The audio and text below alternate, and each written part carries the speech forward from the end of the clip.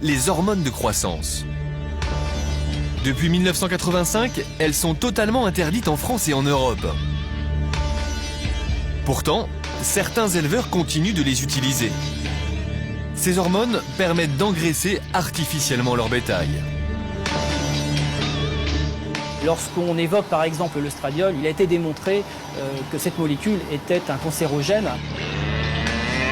Mais certains éleveurs ne s'arrêtent pas là. D'autres produits plus inquiétants encore sont parfois rajoutés dans l'alimentation bovine. Juste avant l'abattage, on met de la morora pour que la viande soit bien rose. De gros risques pour la santé humaine, mais surtout d'énormes profits pour les trafiquants d'hormones, organisés comme des mafias qui n'hésitent pas à éliminer les gêneurs. Un vétérinaire contrôleur a été abattu à la sicilienne, quoi. Enquête sur le trafic des hormones de croissance dans l'élevage français et sur les risques pris par les consommateurs. Nous sommes là pour nourrir le monde. N'oublions jamais que le mot viande vient de vivanda, qui donne la vie, pas la mort. Sous couvert d'anonymat, un éleveur repenti a accepté de nous raconter comment il a engraissé son troupeau pendant des années avec ces substances interdites. C'était on donne des petites fioles, oui, en poudre, que je mélangeais avec de l'aliment et je distribuais aux animaux. Tous les jours? Tous les jours. Au départ, ils commençaient de manger doucement, puis après, on mettait un petit peu de produit, et puis on montait. On montait la dose. On montait la dose jusqu'à temps que ça soit au maximum. Et vous l'arrêtiez longtemps avant l'abattage? Non. Non.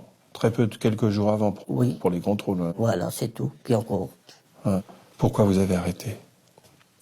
Pour moi, c'est inhumain envers les animaux et c'est inhumain envers les personnes qui mangent cette viande.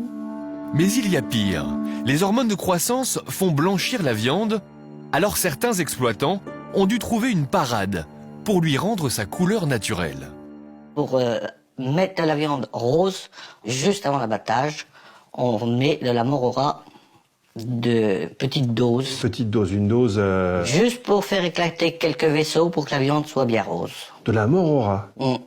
Et c'est pas dangereux, ça, pour ça? À mon avis, en conséquence sur les humains, je crois que oui. Morora et clenbutérol, un mélange détonnant. S'il n'est pas difficile de se procurer de la morora, pour le clenbutérol, c'est beaucoup plus compliqué. Jean-Claude Depoil se bat contre l'utilisation des hormones depuis 25 ans. Secrétaire général de la Fédération départementale des syndicats d'exploitants agricoles de l'Allier, doucement, il mène une lutte difficile contre les trafiquants et les éleveurs peu scrupuleux. Aujourd'hui, c'est la loi du profit qui compte. Vous allez chez votre banquier, ce qu'il vous demande, c'est votre chiffre d'affaires, point. Mais est-ce qu'il faut être bon économiquement ou bon pour le consommateur? Je ne sais pas, moi.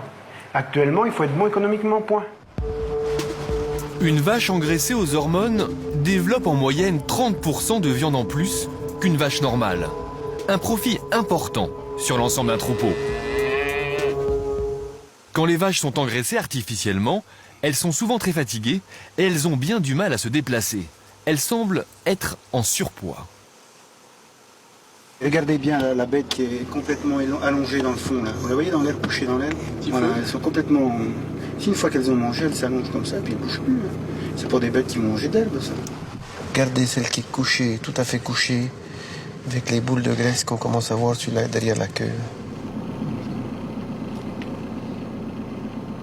Elles ont perdu leur vivacité, Enfin, c'est plus des bêtes normales, quoi. Vous voyez. Il faut bien qu'on soit conscient que c'est une insulte aux consommateurs qui chaque jour achète sa viande et qui se fait avoir en croyant bien faire. Il achète du bœuf et du veau en libre service, dont l'étiquetage lui paraît imprécis. Théoriquement, c'est du veau. Jean-Claude a une méthode simple, mais non scientifique, pour détecter de la viande suspecte. Tiens, c'est de la flotte qui sort, là, parce que ça gicle partout, là. Voilà, et ben voilà le travail. Plus on le cuit, plus on voit le niveau monter. On dirait qu'on met de l'eau dans la... On est en train de mettre de l'eau dans l'huile. Tiens, tu vois l'eau, là, voilà l'eau. Voilà le travail. Si la viande rejette de l'eau, ce serait à cause des hormones qui empêchent son élimination naturelle par l'animal. On jurerait qu'on ait foutu une quantité de flotte industrielle dedans. Ben, si ça c'était un veau qui était engraissé traditionnellement, ça n'arriverait pas. Hein. Et je suis sûr, quand on va le retourner, il va pas avoir toujours pas grillé. On va le retourner là. Tiens, qu'est-ce que j'ai dit? C'est pas une bête qui est engraissée de manière traditionnelle. Puis un jour, on va apprendre qu'il y a une famille qui était empoisonnée par du foie de veau, du foie de génisse ou des machins comme ça. C'est de la faute d'un espèce de voyou, d'engraisseur qui nourrit ces bestioles à coups d'anabolisants. Voilà le travail. Peut-être la donner au chien, hein, si vous n'avez pas d'inconvénient.